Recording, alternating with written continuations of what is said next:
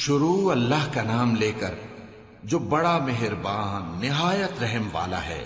اے کملی میں لپٹنے والے، رات کو قیام کیا کرو مگر تھوڑی سی رات، یعنی نصف رات یا اس سے کچھ کم قیام کرو یا کچھ زیادہ، اور قرآن کو اچھی طرح ٹھہر ٹھہر کر پڑھا کرو۔ ہم ان قریب تم پر ایک بھاری فرمان نازل کریں گے۔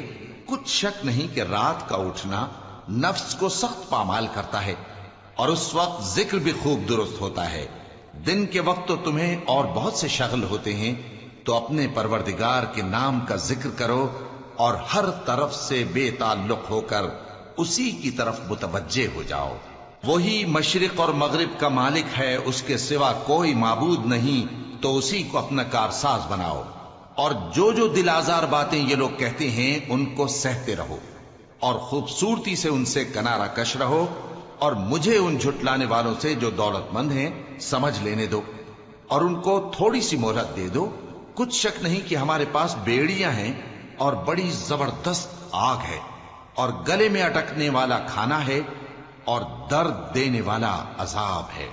جس دن زمین اور پہاڑ کانپنے لگیں اور پہاڑ ایسے بھربھرے ہو جائیں گے جیسے ریت کے ٹیلے، اے اہل مکہ، جس طرح ہم نے فرعون کے پاس موسیٰ کو پیغمبر بنا کر بھیجا تھا، اسی طرح تمہارے پاس بھی محمد صلی اللہ علیہ وآلہ وسلم ایک رسول بھیجے ہیں جو تمہارے مقابلے میں گواہ ہوں گے۔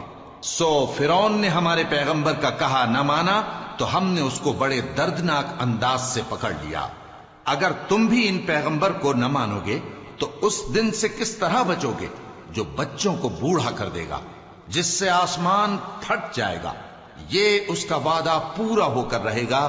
یہ قرآن تو نصیحت ہے، سو جو چاہے اپنے پروردگار تک پہنچنے کا راستہ اختیار کر لے۔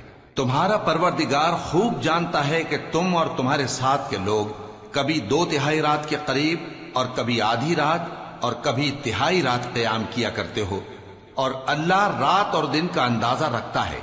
اس نے معلوم کیا کہ تم اس کو نبھا نہ سکو گے، تو اس نے تم پر مہربانی کی، پس جتنا آسانی سے ہو سکے اتنا قرآن پڑھ لیا کرو۔